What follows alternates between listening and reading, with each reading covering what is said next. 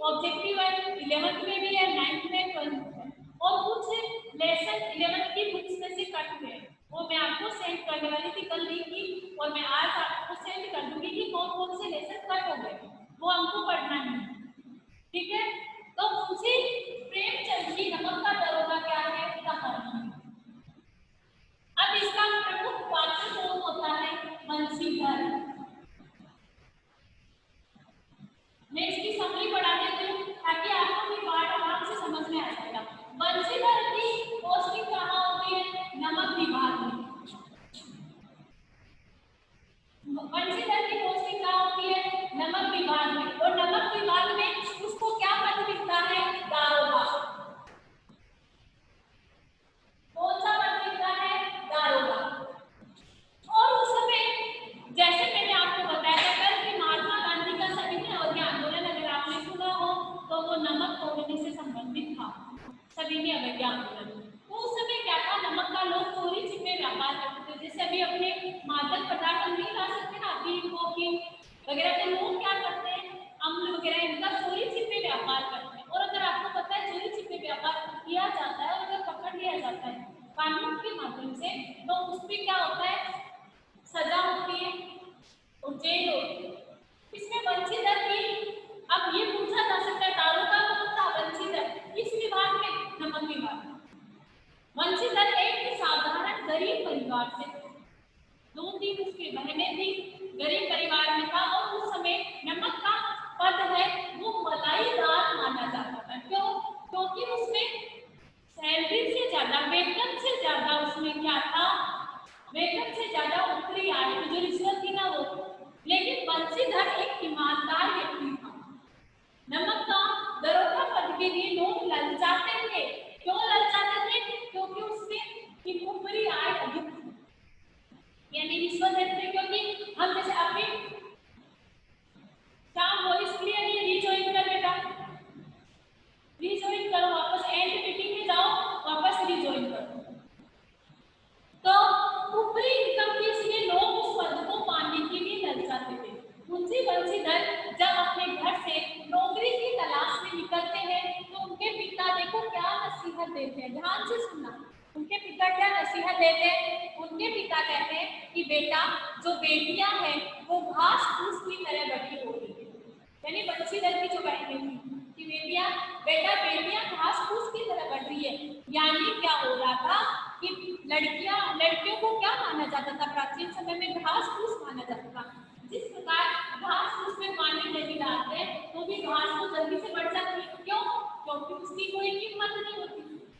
अनाज देरी से बढ़ता है, अनाज के पौधे हैं देरी से बड़े होते हैं, लेकिन घास फूस तो जितना हम काटते हैं उतना बढ़ जाता है। तो इसका मतलब क्या था कि लड़कियों की प्राचीन समय में कोई वैल्यू नहीं, लड़कियों की समाज में दुर्दशा थी, अच्छी दशा नहीं है, इसीलिए उनको किसके समान बताया गया, घास फूस के समान बताया गया। अब क्या हुआ कि बेटा मतलब वेतन एक बार और होने गए जो प्रसिद्ध है, और उसको समझना उसी को। पूर्णिमा का चांद कभी देखा है, देखा है ना पूर्णिमा का चांद, गोल, यहाँ ये कहने में नहीं आ रहा। पूर्णिमा का चांद क्या होता है, गोल होता है, दिख रहा है। अब गोल होता है, उसके बाद में देखो क्या होता है, पूर्णिमा का चांद अगर आप लोगों ने देखा हो तो गोल होता है। उसके बाद वो धीरे धीरे देखो घटता घटता घटता घटता घटता घटता, हमेशा पूर्णिमा के दिन तो गोल दिखाई देगा, फिर घटता घटता कम होता होता होता होता अमावस्या को चांद नहीं उगता ना, इसीलिए अमावस्या को अंधेरी रात है।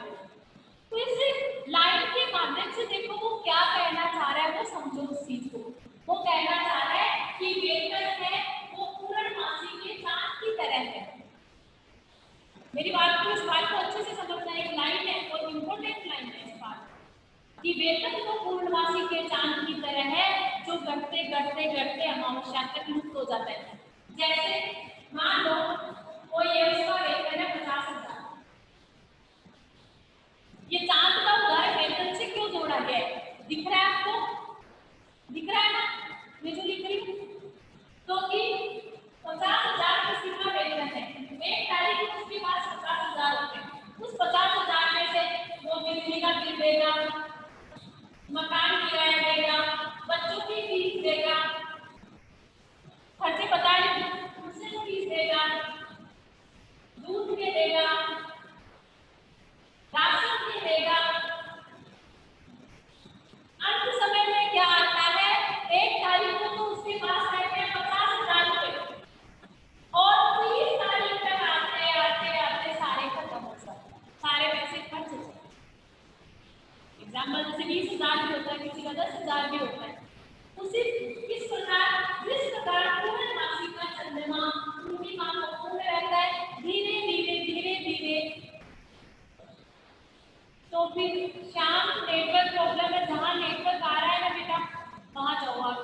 पे कहीं भी आ जाओ। क्योंकि और भी किसी के साथ ये प्रॉब्लम हो रही है क्या कि आवाज नहीं आ रही? नहीं हो रही? आ रही है दिशा सर की आवाज? दिशा हाँ या ना? वीडियो दिख रहा है ना? गर्दन ही रहो अपनी। दिशा सोनी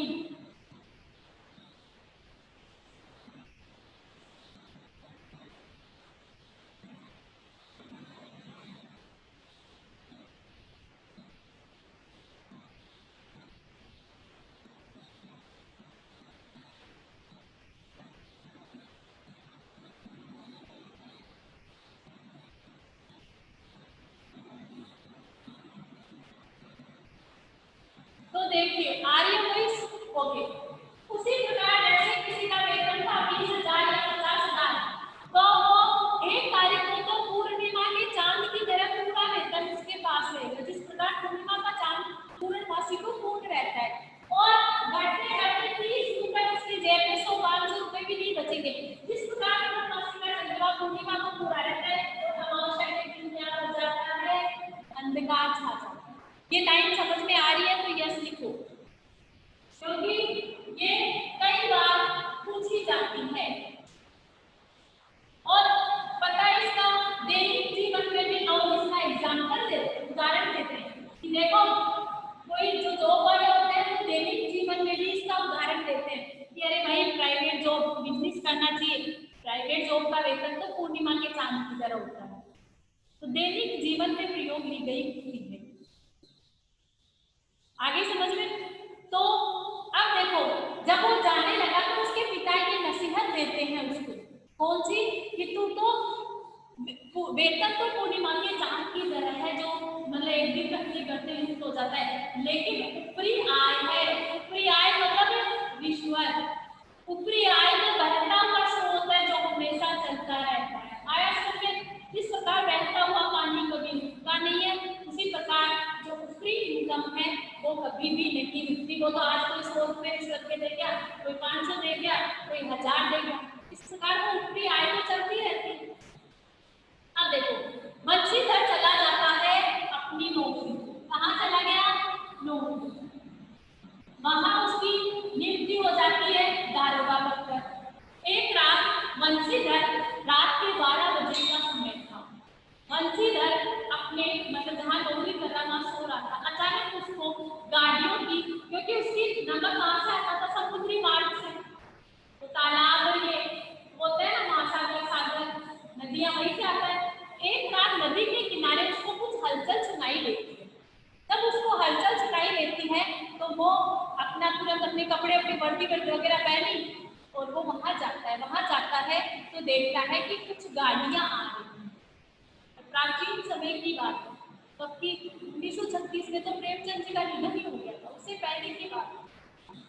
उस समय आज के जैसे थोड़ी थे, इतने साधन उपलब्ध नहीं थे, संसाधन। तो गाड़ियों में, रेल गाड़ियों में नमक लाया जा रहा था। तो बंशीधर उठा और जाके बोलता है इसमें क्या है? तो गाड़ीवान जवाब नहीं देते। गाड़ीवान जब जवाब नहीं देते हैं तो बंशीधर चेक करता है, तो जाके तो नमक रहता है। उसने कहा नमक ले जाना तो गैर कानूनी है, आप नहीं ले जा सकते, किसकी परमिशन से लेके जा रहे? तो गाड़ी वालों में हलचल कर जाती है और उसी समय जो एक बड़ा व्यापारी होता है जिसका नाम होता है अलोपी दीन, पंडित अलोपी दीन। क्या नाम होता है? पंडित अलोपी दीन।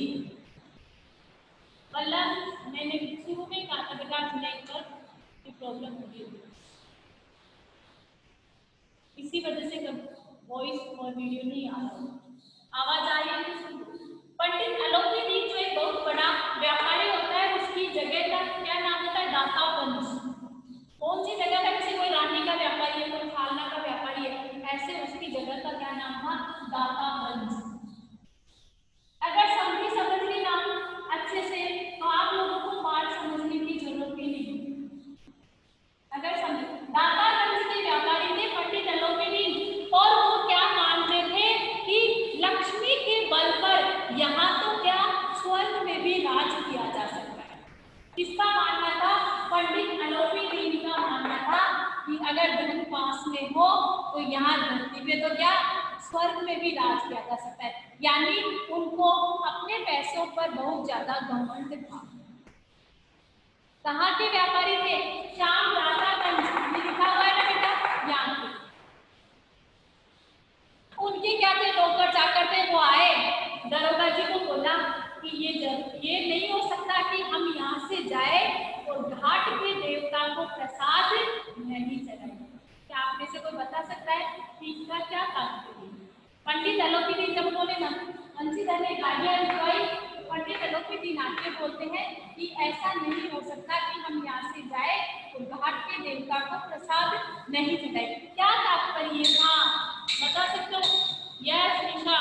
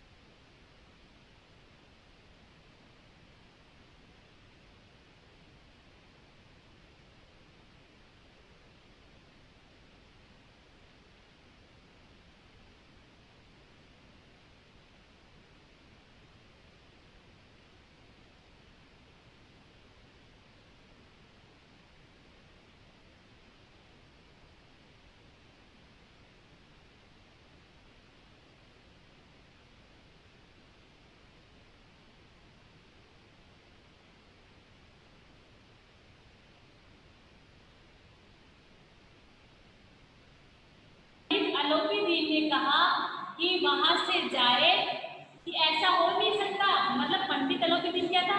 चिकनी चुपड़ी बातें कर, यानी मीठी मीठी वाणी बोलने में था। तो उसने कहा कि ऐसा हो नहीं सकता कि घाट यहाँ से जाऊं और घाट के देवता को प्रसाद नहीं चढ़ाऊं। ऐसा नहीं हो सकता कि यहाँ से जाए घाट के देवता, यानी कि रिश्वत दे कि अगर मैं यहाँ से जाऊंगा तो आपको रिश्वत दे के जाऊंगा ना भाई। मैं अगर ये कानूनी ले रहा हूँ भाई, मैं कमा रहा हूँ लाख रुपए, तो कम से कम 1-2 हज़ार आपको दूंगा तो सही ना। तो बंसीधर ने कहा कि किसकी गाड़ी है, आप किसकी परमिशन से ले आ रहे हो?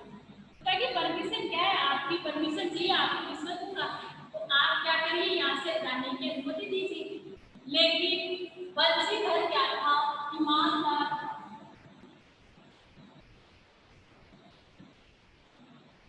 उसने रिश्वत लेने से मना कर दिया, रोष लगा दिया।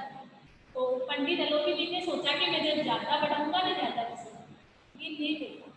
पंडित आलोपीदीन 1000, 2000, 5000, 7000, 8, 10, 12, 20, 25, 30, 40,000 करा। उस समय के 40,000 आज के 40 लाख के बराबर है। समझ में? आज 40,000 की इतनी कोई वैल्यू नहीं है, 25, 30, 40,000। उस समय लोगों के पास पैसा कम था। आपको पता है उस समय 1 रुपए में कितनी सारी चीजें आ जाती थी जब बाजार जाती थी। आज 1 रुपए में एक चॉकलेट भी नहीं थी। यानी उस समय के 40,000 आज के 40 लाख के बराबर। लेकिन पंडित बंसीधर ने साफ ही मना कर दिया, मैं तो दूंगा ही नहीं। अगर 40 लाख रुपए भी आप दोगे तो भी मैं नहीं लूंगा। सिर्फ मैं क्या करूंगा, आपको गिरफ्तार करूंगा। उसके साथ एक सिपाही था जिसका नाम था बदलू सिंह। वॉइस क्लियर नहीं आ रही?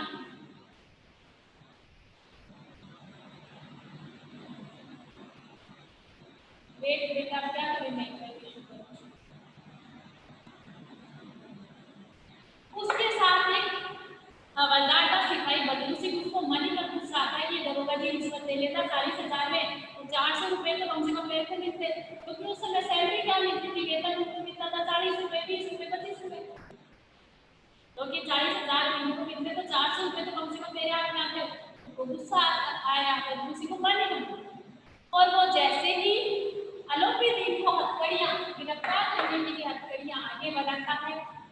अलोपीदीन बेहोश हो जाता है। इसके बाद क्या होता है, इसमें एक उक्ति दी गई है, एक कथन दिया गया है, दुनिया सोती है पर दुनिया की जीव जागती है। समझे इसका क्या अर्थ हो सकता है, बताओ। दुनिया सोती है पर जीव जागती है, कुछ आ रहा है समझ में?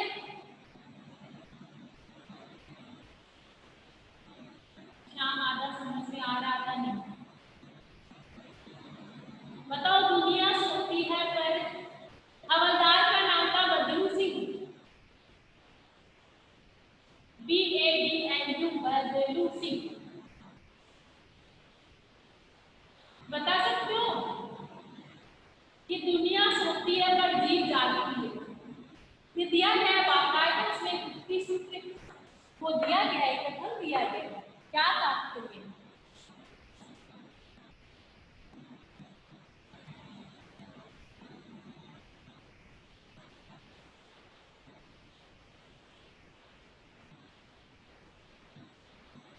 कि रात के समय जब पंडित अलोपीदीन को गिरफ्तार किया गया था, उस समय सब लोग सो रहे थे यानी, लेकिन उनकी जीभ जाग रही थी। सुबह सब लोग क्या कर रहे थे, पंडित अलोपीदीन की बातें कर रहे थे, कमेंट कर रहे थे। वेरी गुड स्पीकर, कमेंट करने वाले लोग कभी चुप नहीं रहते। दुनिया सो रही थी, जीव जाग रही थी, मतलब लोग सो रहे थे, फिर भी हर व्यक्ति की जबान पर सुबह क्या नाम था कि अलोपीदीन गिरफ्तार हो गए। सब अपने आप को, जो रिश्वत लेने वाले थे, जो दूध के पानी के नाम पर दूध बेचने वाला, और जो मतलब अनेक प्रकार के लोग जो रिश्वत लेने वाले, ये सब क्या कर रहे थे, बुराई कर रहे थे। अलोपीदीन की खुद रिश्वत ले रहे थे, पर अलोपीदीन की बुराई कर रहे थे, और ऐसा लग रहा था मानो इस पृथ्वी से अलोपीदीन के साथ पाप कर। जैसे मैंने स्टार्टिंग में सुबह बताया कि पंडित अलोपीदीन को अपनी लक्ष्मी पर यानी धन का गमन, उसने पूरे के पूरे, जैसे गिरफ्तार होते हैं तो सजा कहाँ मिलती है, सजाओ मुकदमे की सुनवाई कहाँ होती है, न्यायालय में होती है,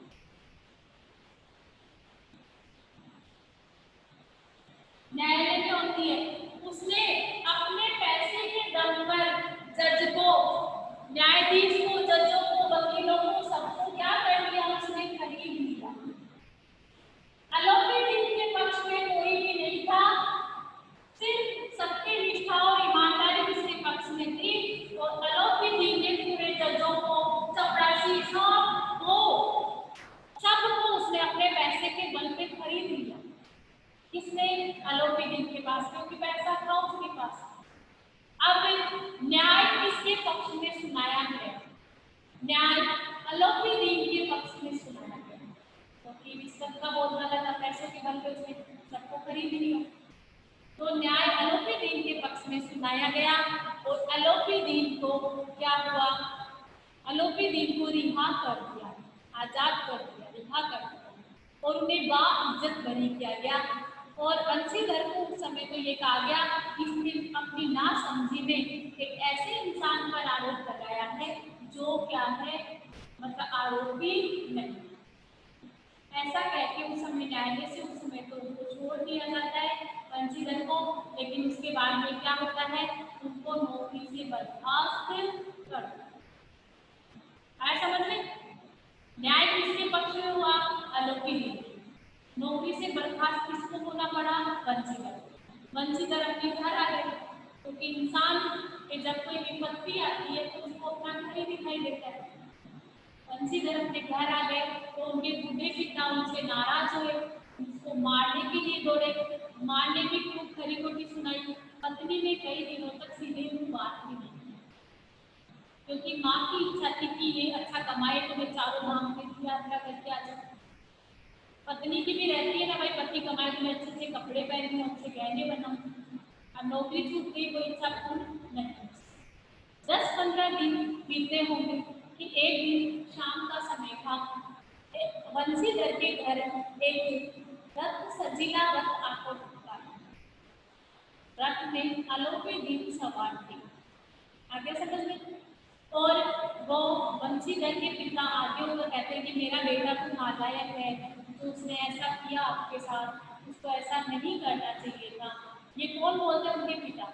लेकिन बंशीधर वहाँ भी सिर्फ इसीलिए उनसे खड़े हुए कि घर आए कि मेहमान का स्वागत करना चाहिए, बेइज्जती नहीं करनी चाहिए, इसीलिए वो वहाँ उनके सम्मान में खड़े होते हैं।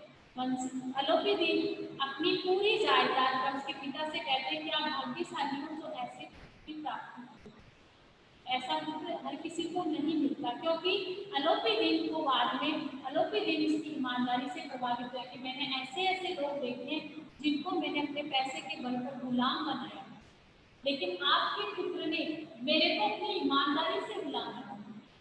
आ गया समझ में कि मेरे को अपने आपके पुत्र ने अपनी ईमानदारी से गुलाम बना दिया। बंशीधर को मुंशी आलोपी दीप अपनी जायदाद का स्थायी मैनेजर नियुक्त करते, अपॉइंट कर देते। पूरी उनकी जितनी भी प्रॉपर्टी थी उन जायदाद का स्थायी मैनेजर, उनको अच्छी खासा वेतन दिया जाता है। इसके अतिरिक्त गाड़ी गाड़ी जो गाड़ीवान होते हैं, गाड़ी, नौकर, चाकर, घर आए समझ में। तो इस पाठ से हमें क्या शिक्षा मिलती है कि ईमानदार व्यक्ति पर प्रारंभ में ईमानदार व्यक्ति को अनेक प्रकार के कष्टों का सामना करना पड़ता है, लेकिन अंत में विजय किसकी होती है? ईमानदार।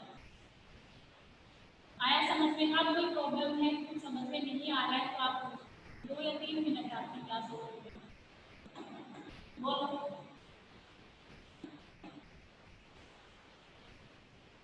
शाम अब तो कोई सारी है, जो चीज नहीं समझ में आ रही है वो पूछो।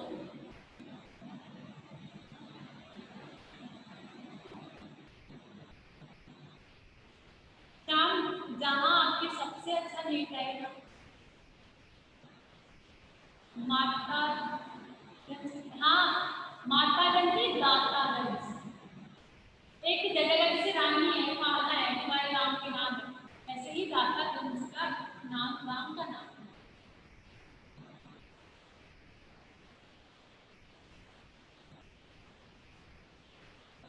और कुछ पूछना है?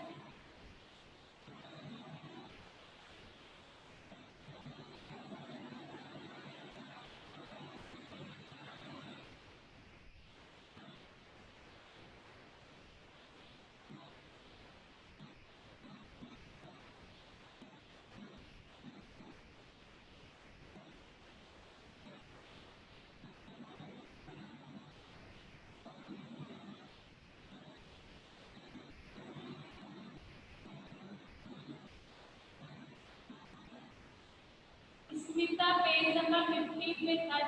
अभी मैंने तो केवल स्मिता समझी बताई, अब मुझसे तो पढ़ाना स्टार्ट किया। लास्ट का समझ में नहीं आया। हवलदार का नाम बदलू सिंह, BADLU, लिख के बताऊं?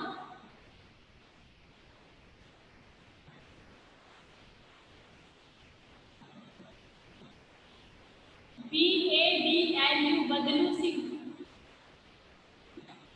लास्ट का ये है रुचिका कि वो अपनी जायदाद का पूरा स्थायी मैनेजर है, अपनी जायदाद की देख रेख करने वाला। आलोपी दीप बंशीधर को नियुक्त करता है। आगे समझ में? रुचिका, यस या नो? वो उसको उसकी ईमानदारी का फल होता है। एक तो जायदाद का मैनेजर नियुक्त करना एक नॉर्मल पोस्ट होती है, होती है, उसको आज के टाइम बोलते हैं। अगर अच्छा खासा वेतन, गाड़ी सब देता है, अगर वो उस समय बेईमानी करता तो बंशीधर शायद उसको, बंशीधर को ये पद आलोपी दीप कभी नहीं देगा। ऐसा समझ में? तो हमेशा ईमानदार व्यक्ति की जीत होती है। तो मैं मीटिंग एंड कर रही हूँ। Okay bye.